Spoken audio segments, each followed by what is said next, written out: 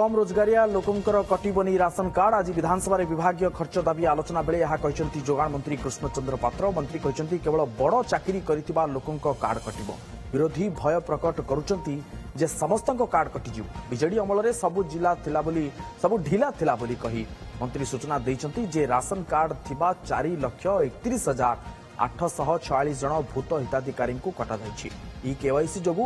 बहुत चोरी बा चोर धरा पड़िचंती 24 तारीख सुधा भूत हिताधिकारी नारे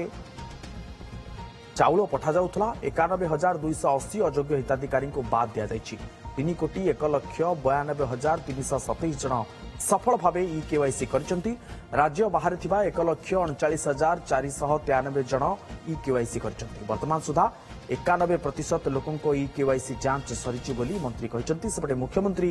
धान बिक्री प्रक्रिया को सरल करिथिबा कही प्रति जिलार दायित्व जने मंत्री को देइचंती सरकार